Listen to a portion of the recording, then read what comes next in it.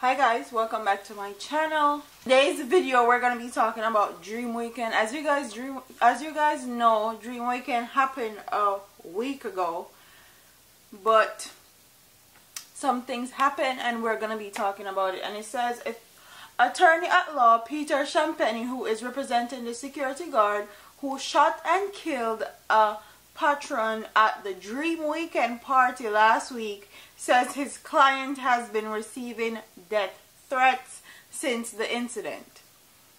Champagne told Loop News that he will be raising the issue amongst others related to the case in a letter to the police high command.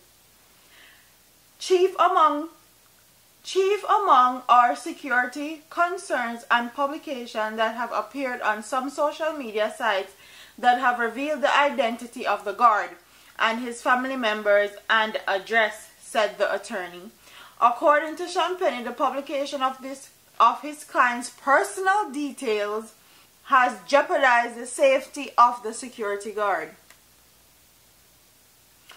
Jean Matu, 37, a businessman of Millsboro Crescent address in St. Andrew, was shot dead at a party at Cayenne Beach in Negril, Westmoreland last Friday morning. Police reports are that about 3:15 a.m., Matu was a patron at Dream Live Party when he became engaged in an altercation with the security guard over access to the VIP area. The dispute reportedly escalated with Matu, a licensed firearm holder, bringing his gun into play before being shot in the chest by the security officer. He was taken to the hospital where he was pronounced dead. In the meantime, Champagne claimed that the death threats against his clients have come from certain quarters associated with the deceased. The attorney also stated that the police must be allowed to do their investigation without any additional complications. So basically, the security guard and this patron at Dream Weekend got into some form of altercation. The patron pulled out his gun, and then the security guard shot and killed him. And they're saying now that the security guard is actually getting death threats because people leaked his information online and it's jeopardizing himself and his family. One thing I realized now more than ever since that video came out with Mr. Vegas and the licensed firearm holder, I've been seeing more cases of licensed firearm holders in Jamaica acting very reckless. Most of the time, these people that have these licensed firearms in Jamaica, they act like they're above the law, or them alone have gun, or them better than anybody else. But this goes to show that when you're a licensed firearm holder, you need to be very cautious and know exactly what you're doing. You can't just pull out your gun on a security guard at a party that has hundreds, if not thousands of people there. You're not being a good licensed firearm holder at all, and people like him deserve to get their license taken away.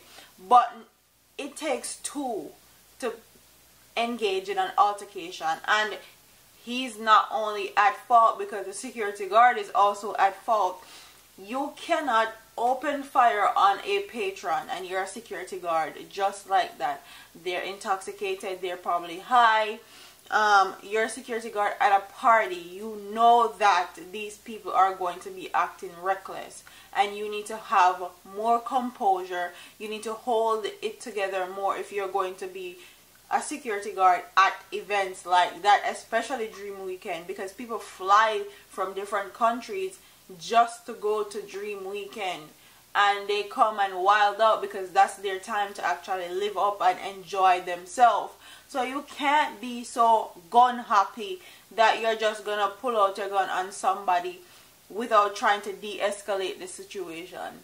It's not gonna pay off in the end, and now your life is in jeopardy because people are actually wanting to. I want my audience to tell me what they think about this story. Do you think that the licensed firearm holder was wrong for pulling his gun, and even though he was intoxicated, he knew exactly what he was doing and he deserved to die?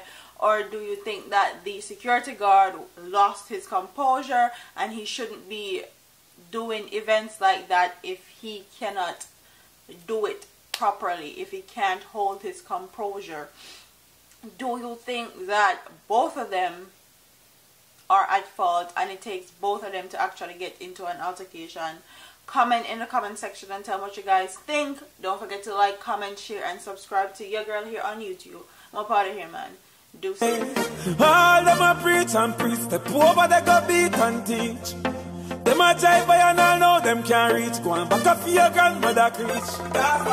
Them a pussy on the street and me see it. Go over they go beat and teach. Beat and teach. So beat and teach. So beat and